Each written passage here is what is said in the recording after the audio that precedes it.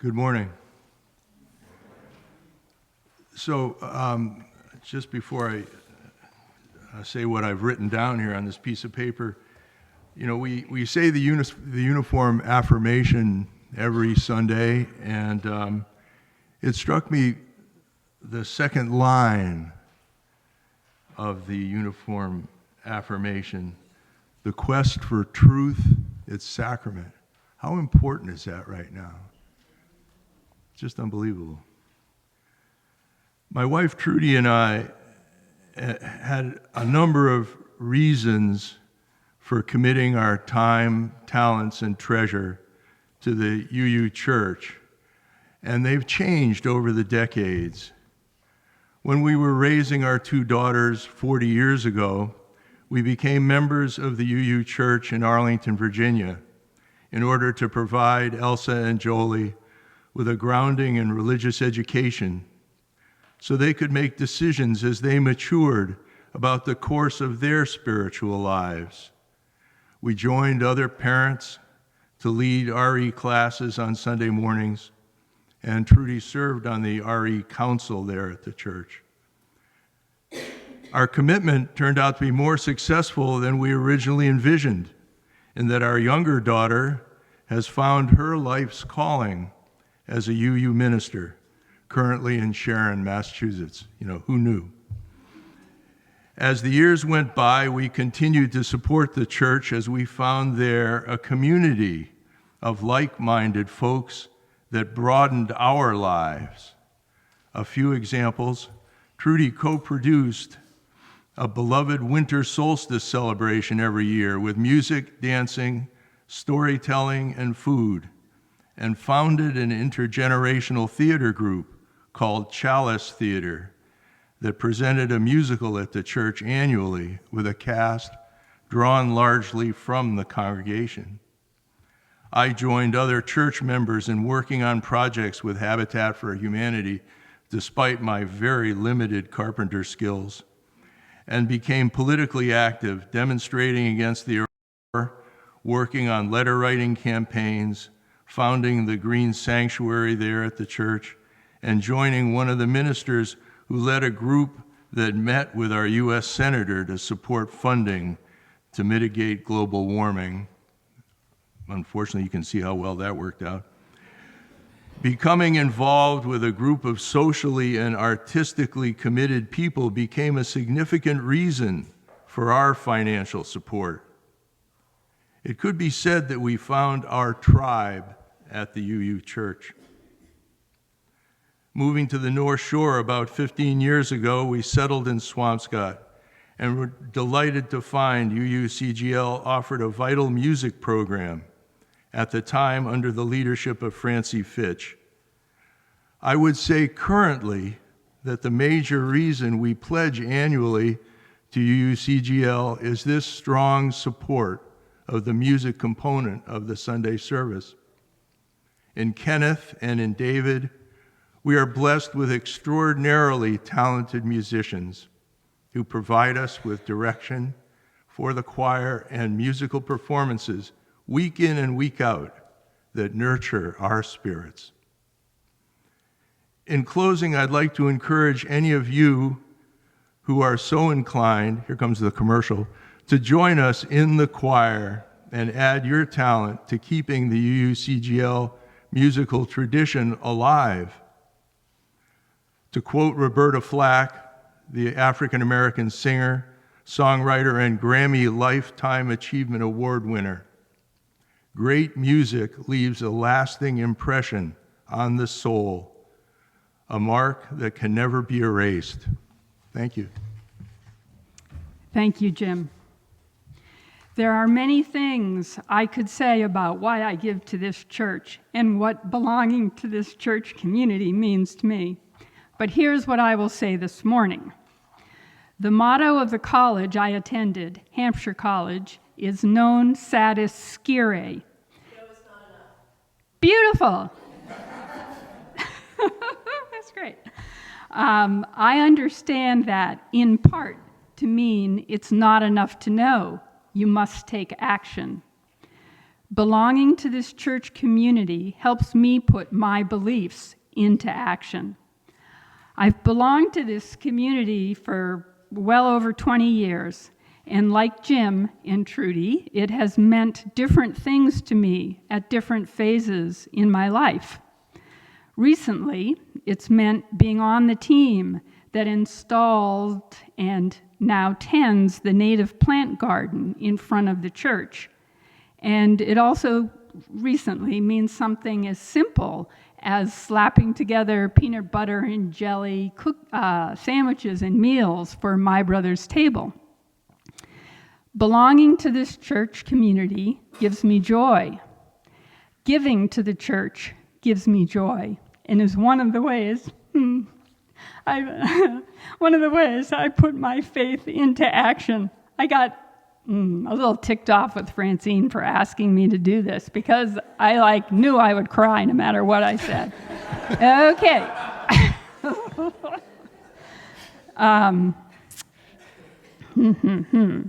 I would also say giving to the church is very easy. I have an auto pay set up at my bank account. I do it once, and then my contributions just go out monthly. So I just wanted to mention that as a little bit of an aside.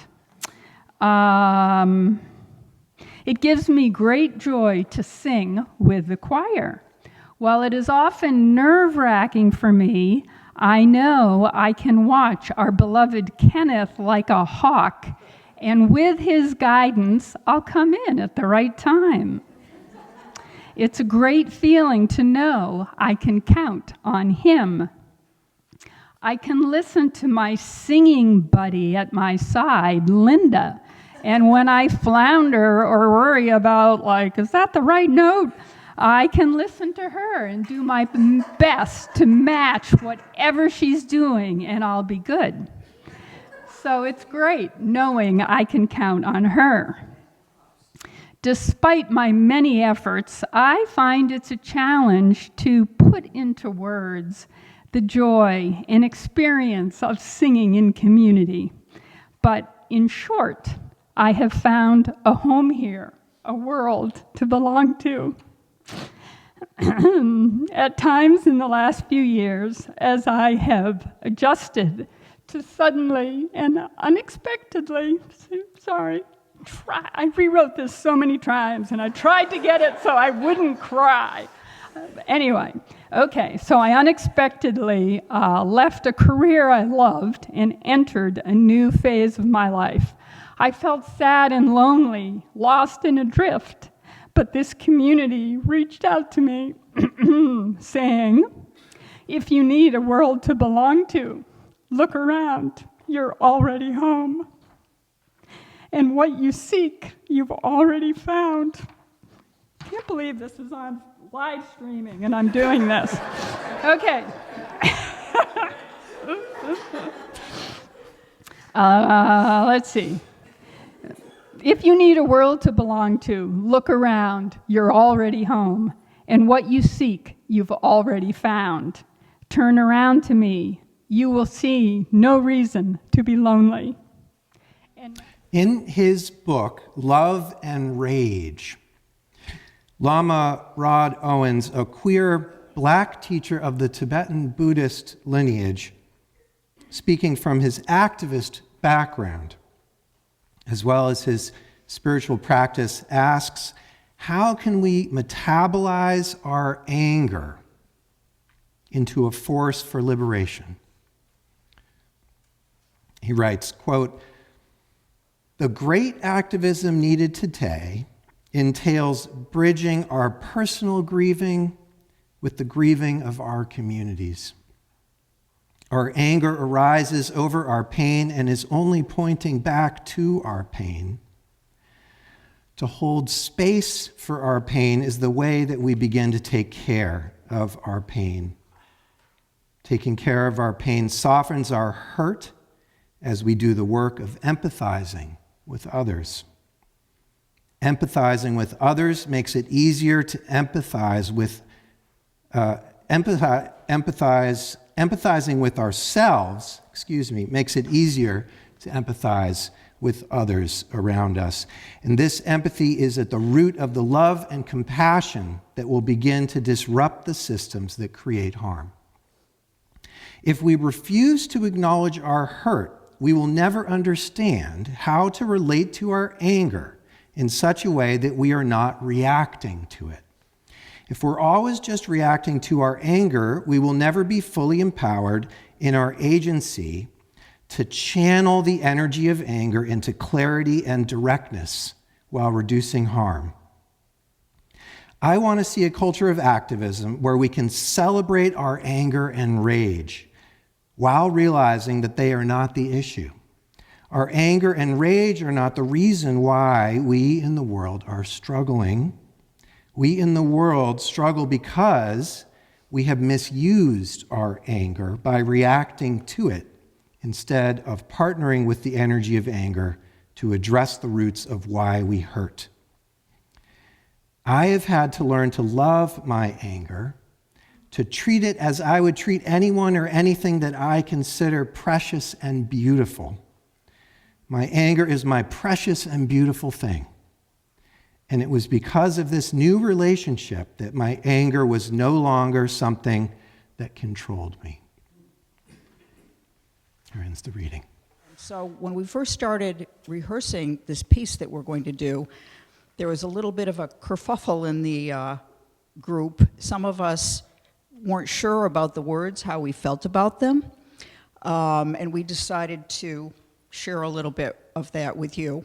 And we've come to, a peaceful resolution, I think. But the phrase that caught me in a negative way, I think, at first was, if there is harmony in the home, there will be order in the nation.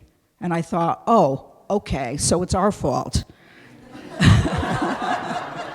There's not enough harmony in the home, so that's why everything's going, why there's no order in the nation. And it brought up an image for me of, the 50s, father knows best, children should be seen but not heard. You're sitting at the dinner table. I grew up in the 50s, and there were many good things about it, but it wasn't all that, I'll tell you. It's better now. But that was just my initial knee-jerk reaction to one phrase. But the text as a whole doesn't say that. And the way I have come to think of it now is the text as a whole, which Liz is going to talk more about, encourages us to be mindful of the fact that what is within us radiates outward. And I don't think that it's saying, and I wrote this down before I heard your reading, I don't think that it's saying that we should restrict or inhibit our anger or our fear, but rather that acceptance of all that arises within us leads to a more stable form of harmony that will radiate outward and will make things better. And when you listen to the music, there's a lot of clashing notes. And if you don't fight them, if you lean into them, as Kenneth urges us to do, it resolves into a peaceful harmony. So that was my journey with this piece. Hello, I'm Liz, and I'm going to read you the Scottish blessing that this piece is based on first, and then just say a couple words about how I interpreted it. If there is courage in the heart, there will be beauty in the soul. If there is beauty in the soul, there will be harmony in the home. If there is harmony in the home, there will be order in the nation. If there is order in the nation, there will be peace in the world. So let it be. When we first rehearsed the song, I loved the sentiment that everything is interdependent. What is in our hearts influences our home, and harmony at home has an effect on society. Order in the nation means security and stability in this old Scottish blessing, and is a desirable state. When people behave in accordance with norms and acceptable behaviors toward other, based on toward each other based on righteousness and harmony, then there is predictability, which leads to security and peace. In a world which often seems chaotic and dangerous, this form of order is a comfort.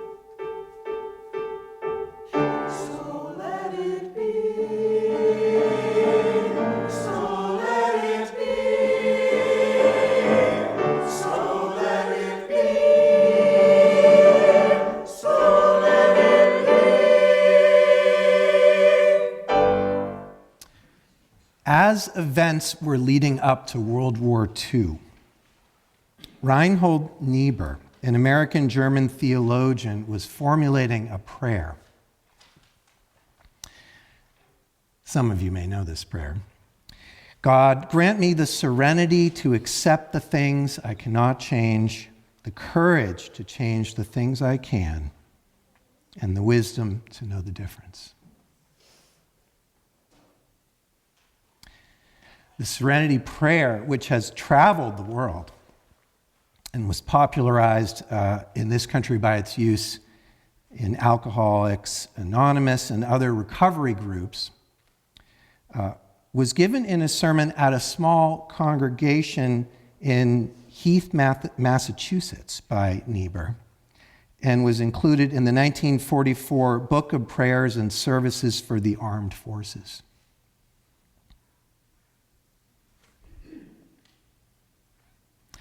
As Hitler consolidated power in 1933, Niebuhr published articles analyzing the emerging totalitarian state with remarkable prescience, and he may be among the first observers to apply the term totalitarian to describe the Nazi regime, identifying the elimination of critical voices and the absence of constraints against state power.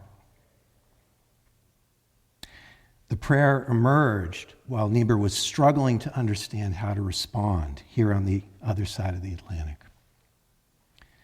And I'll use it as a grounding point in my remarks and recommend it to you all as a spiritual toolkit these days if you're not already using it. Spirit of love, grant us the serenity to accept the things we cannot change, the courage to change the things we can, and the wisdom to know the difference. We cannot change the past, right? The past, even the recent past, is set. We are in a moment where the rupture of the post-World War II order is gaining pace, and our country's leaders no longer seek to earn the title of being leaders of the free world.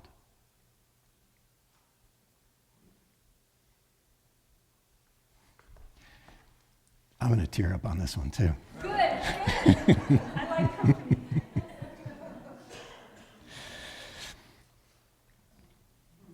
In extraordinary scenes this past week, the U.S. sided with Russia and North Korea against Ukraine and Europe at the UN, and then attacked the president of Ukraine publicly.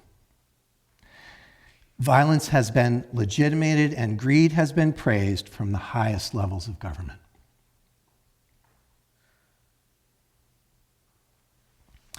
Here at UUCGL, we have been holding weekly Zoom meetings to discuss and share resources for action concerning all this, which you are invited to join. And the title for the gathering comes from Timothy Snyder's short and effective book on tyranny. In the prologue to this book, Snyder writes, quote, "The founding fathers of our country sought to avoid the evil that they, like the ancient philosophers, called tyranny. They had in mind the usurpation of power by a single individual or group, or the circumvention of law by rulers for their own benefit." Now, the grounding text of today, the Serenity Prayer, it invites us to begin with accepting reality as a starting point in discerning how to move forward and how to act. And so this is why I begin with this. We are indeed witnessing moves to consolidate power and circumvent the rule of law in this country. Goddess, Spirit of the earth, Spirit of life, grant us the serenity to accept the things we cannot change, the courage to change the things we can, and the wisdom to know the difference.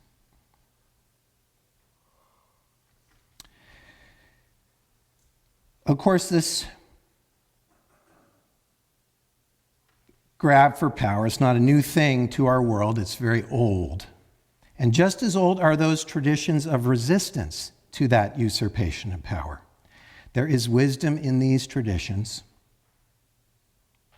Histories dating back to some of the earliest records we have of human societies, and I've been diving into them, some of which developed ways to prevent the rise of authoritarianism and some of which didn't. In our own country's history, lest we forget, indigenous and black movements have been resisting and organizing against the forces of imperialism and colonization for hundreds of years. And as Unitarian Universalists, we also belong to such a tradition. And together with all people of conscience, it is our calling to resist. The current president of the Unitarian Universalist Association, Reverend Dr. Sophia Betancourt, recently wrote, "Faithful dissent is our theological inheritance. Today's Unitarian Universalism emerges from a heritage of dissenting churches that is hundreds of years old, and we must continue our theological tradition of dissent."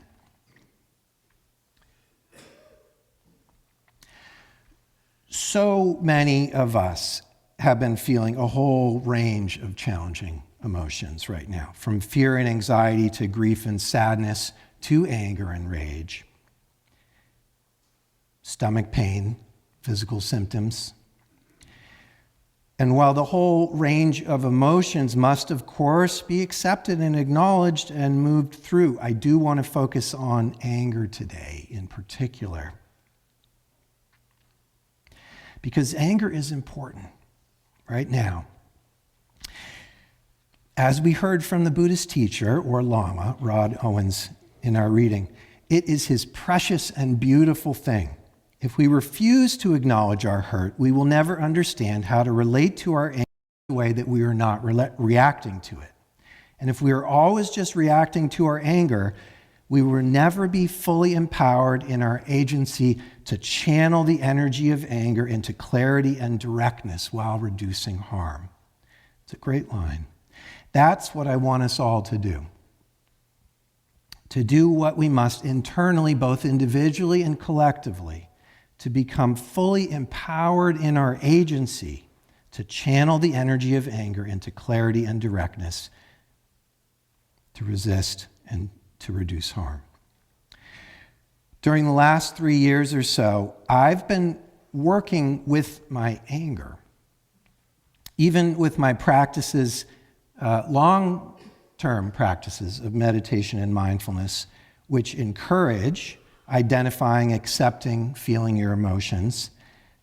I was having trouble acknowledging my anger. It was just too big. In fact, since I had basically tried to ignore it my whole life, I discovered it was building up in my body, in my emotional system, underneath the surface. Here I was, someone committed to nonviolence, but since I had really misunderstood and believed that even to experience my anger, to really own it and embody the emotion would itself be damaging, I was harboring anger unintentionally. Anger is a tricky emotion. Unprocessed anger, I believe, is destructive and harmful to ourselves and others. It can leave some people vulnerable to demagoguery. It can lead to violence. Well, it's not evil in itself. Evil uses anger destructively. And there are different ways that anger leads to harm when we let it build up within ourselves. Mechanically, our emotional system, I believe, is looking for ways to release the anger. In my case, I'd say it came out mostly passively aggressively, which is where the anger sneaks in and causes harm while attempting to stay hidden, sometimes even from the perpetrator. Self-awareness practices, which I'm a big fan of, help to mitigate the harm here. Two other ways I'll just mention that anger buildup can play out in the emotional system are through self-directed anger, which is also popular in our culture. And I certainly experienced that to some extent.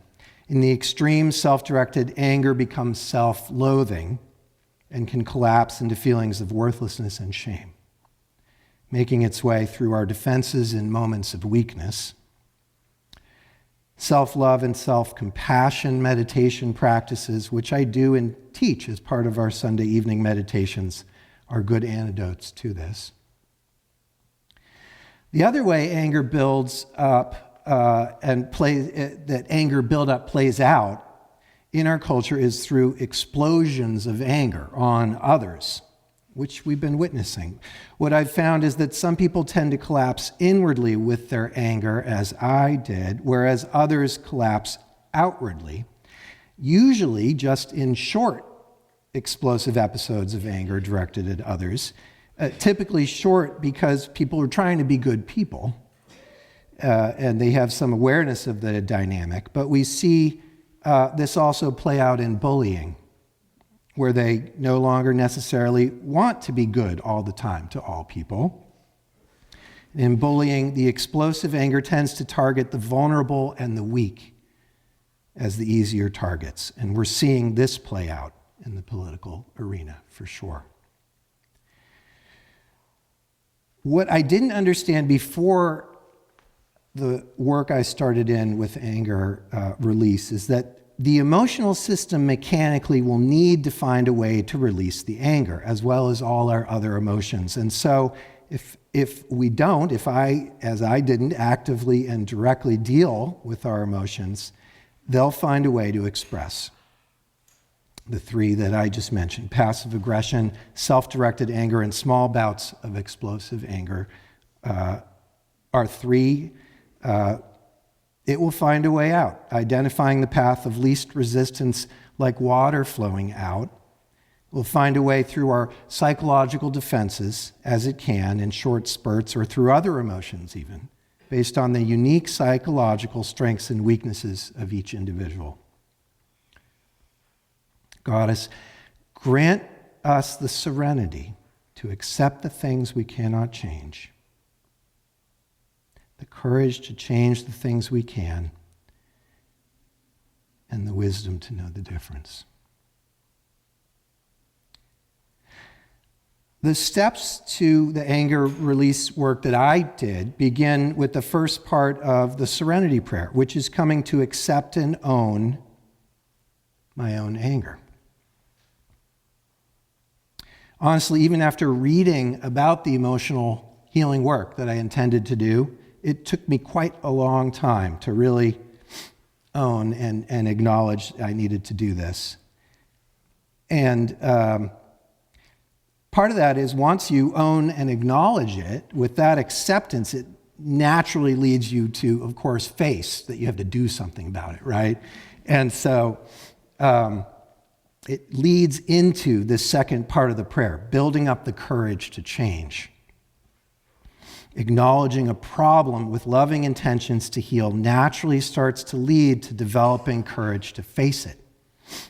And it's my hope that as we come together and acknowledge the political reality that we're facing in our country right now, with all the challenging emotions that this brings up for us, that we begin to develop the courage together to face that reality.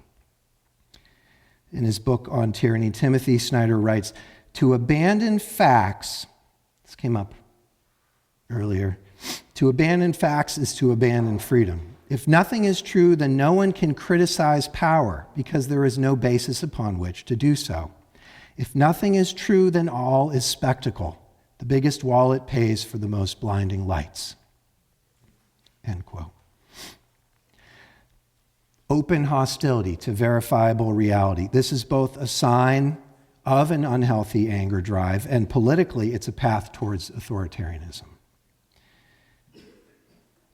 And while some people, my past self included, would prefer to suppress our anger rather than take it out on others, that is not the direction that the leadership of our country is taking anger right now, unfortunately. Last week, we had a wonderful guest speaker at the pulpit, Colette Lima from our social justice partner, Essex County Community Organizing. Martha organized for us as well. And she spoke about the importance of organizing in this moment, which we've talked about today already, both as a means of resistance and change, as well as for resilience and mutual aid. She spoke to the history of the Black organizing tradition, and one of the threads in her remarks that I want to pick up on this morning was the importance of songs. The African American spirituals in particular, such as the song we opened with this morning. Her remarks reminded me of the words from our reading by Lama Rod Owens, and that singing songs together, such as these in worship, is indeed one way that we can channel our energy of anger into clarity of vision and action together. And it helps to process some of that raw emotion of anger, I believe, to reduce harm by speaking and singing to the realities we face together that should make us angry. So that's some good news. Here's some more good news. When in its balanced state, I believe anger is transformed simply into care, into the energy of love working towards standing up for ourselves and those we care about. It is love.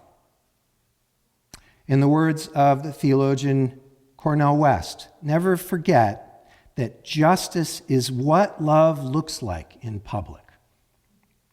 And it is this justice-seeking and righteous dimension of love that we can cultivate through working with our anger, and that is so important for us to connect with and nurture at this time. For those of us who might struggle with even feeling a right to feel angry and get mad, which included me, I just want to say it's so important, I think, to reclaim our healthy emotional fire drive. It's so important to our work for justice because it's an important aspect of claiming our power. Our emotional fire is our primary driver, I've come to believe, which means when we disconnect from it and we lose it, which can happen, we don't have a lot to give under pressure. And right now, there's a lot of pressure being exerted on us. So it's very important we reclaim our fire, to speak truth, to demand justice, to fight for our values, for some of us to fight for the right to exist. We need a good amount of fire. In my own journey, I slowly learned that by actively working out my anger in private, in ways that didn't hurt anyone or anything, that's the key here. For example, chopping dead wood, not even cutting down a tree that's alive, it's already dead. Shouting in private where nobody can hear. Going for a run, releasing my anger through the run.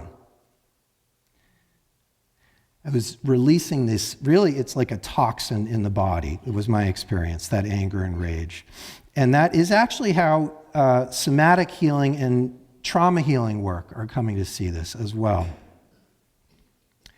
And when the toxic element, which seeks to destroy and harm, that's part of it, when that's released, I did find my primary drive and energy of care, the same drive needed to fight for what we care about, to protect and defend what we love, this grew stronger.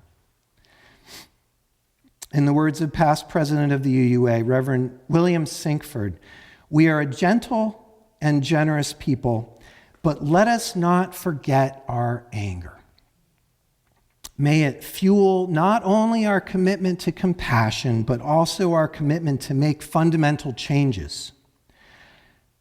Our vision of the beloved community must stand against a vision that would allow the privilege of the few to be accepted as just and even holy. Our religious vision must ask again and again, who is my neighbor? And strive always to include more and more of us. As we intone the words that gave birth to this nation, we the people, we are and we should be both a gentle and an angry people. End quote. Healthy anger creates the drive that we need now to resist, to speak out against harm, to protect ourselves and others, to demand that justice and the rule of law be followed.